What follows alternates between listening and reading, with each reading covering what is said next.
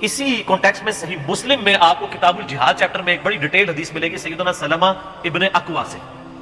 یہ بڑے لاڈلے سے آبی ہیں حضور کے. نبی اسلام کا فرمان ہے صحیح بخاری و مسلم میں کہ سلمہ ابن اکوا ہمارے پیادوں میں سب سے دلیر آدمی ہے.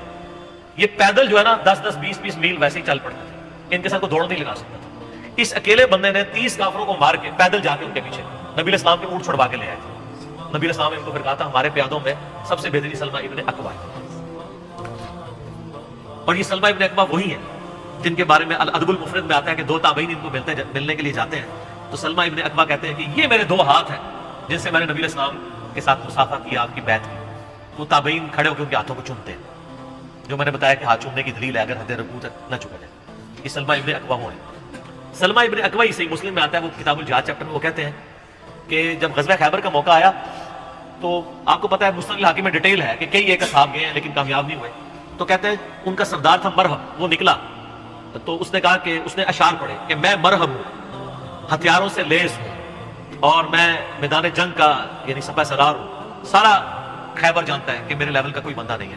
تو وہ کہتے ہیں میرے چچا تھے سیدنا عامر, وہ اس کے مقابلے کے لیے نکلے. لڑائی کے دوران سیدنا عامر نے اس کا جب وار اپنی ڈھال پہ روکا نا تو اس کے بعد انہوں نے تھوڑا جھک کے اپنی تلوار جب نکالی نا تو غلطی سے ان کی تلوار سلپ ہو کے اپنی رگ کٹ گئی ان کی ہاتھ کی. اس کی وجہ سے وہ شہید ہو گئے مرہب کے مقابلے. تو سلمہ ابن اکوا کہتے ہیں میں بڑا غمگین ہوا کیونکہ صحابہ کہنا شروع ہو گئے اس نے خودکشی کر لی, کیونکہ صحابہ کو علم غیب نہیں تھا نا, بزرگوں کو علم غیب ہوتا ہے. تو حضور کے پاس شکایت سلمہ ابن اکوا, یا رسول اللہ میرے چچا, اب میں تیرا چچا تو مومن ہے. اور اسی حدیث میں الفاظ ہے کہ سلمہ ابن اکوا کہتے ہیں کہ ایک دن پہلے ہی نبی علیہ السلام کو میں نے جب تعارف کرایا نا یہ میرے چچا عامر ہے تو حضور نے کہا اللہ تعالیٰ اس پہ رحم فرمائے. تو حضرت عمر کہتے ہیں لو جی یہ شہید ہو گیا. یہ مسلم کے الفاظ ہے, وہ کہتے ہیں حضور جس کے لیے کہتے ہیں اللہ اس پہ رحم فرمائے شہادت پکی, وہ ہو گئی اگلی دفعہ.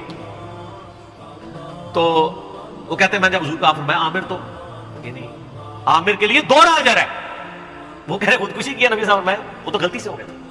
پھر سلمہ ابن اکوا کہتے ہیں پھر نبی علیہ السلام نے مجھے کہا کہ جاؤ علی ابن ابی طالب کو بلا کے لاؤ. یہ بندہ جو بلانے کے لیے گیا تھا, وہ بخاری مسلم کی حدیثوں میں بندے کا نام نہیں آتا, اس حدیث میں آتا ہے مسلم کی. کہتے ہیں میں گیا تو آشوب چشم میں مبتلا تھے, بلایا نبی اسلام نے مبارک دعا لگایا اور پھر روانہ کیا. تو کہتے ہیں جب حضرت علی مقابلے کے لیے گئے تو مرہب نے کہا کہ میں مرہب ہوں, سارا خیبر جانتا ہے, ہتھیاروں سے لیس ہوں, میرے لیول کا کوئی بندہ جنگجو نہیں ہے. یہ اس نے عربی میں رجز پڑھا اشعار, تو مولا علی نے پھر اس کے مقابلے میں اشعار اسی قافیے کے اوپر پڑھے کہ میری ماں نے میرا نام حیدر رکھا ہے. حیدر کہتے ہیں عربی میں شیر, اور میں شیر کی طرح حملہ آور ہوتا ہوں اور پھر میرے مقابلے کی سکت کوئی نہیں رکھتا. یہ کوئی تکبر نہیں تھا, وہ میں کی بات لوگ کر رہے ہیں نا. تو میدان جنگ میں تو پھر مرال بلند کرنے کے لیے نبی اسلام خود بخاری مسلم میں آتے ہیں, آپ نے حدیث پڑھا تھا انا النبی لا کذب, کوئی شک نہیں ہے میں اللہ کا نبی ہوں, میں ابن عبد المطلب ہوں. تو سیدنا علی نے یہ حدیث پڑھا کہ میری ماں نے میرا نام حیدر رکھا ہے اور میں شیر کی طرح حملہ آور ہوتا ہوں اور میں اپنے دشمن کو نیست و نابود کر دیتا ہوں. ایک ہی بار میں مرہب کو کاٹ دیا, بس وہ مرہب مرا تو کانفیڈنس لوز ہو گیا, تو خیبر کی فتح ہوگی. تو سیدنا علی بن ابی طالب کا قاتل مرہب ہونا صحیح مسلم سے ثابت. ناسبی ویسے کرتے رہے, اس لیے میں نے آپ کو شاید کئی بار کہا ناسبی اور منکرین حدیث لازم و ملزوم ہے. یہ پہلی شرط ہے کہ منکرین حدیث ہوں گے, بلکہ منکرین قرآن بھی ہوں گے, قرآن کی بھی وہ باطل تعویلات کر رہے ہیں. ٹھیک ہو گئے.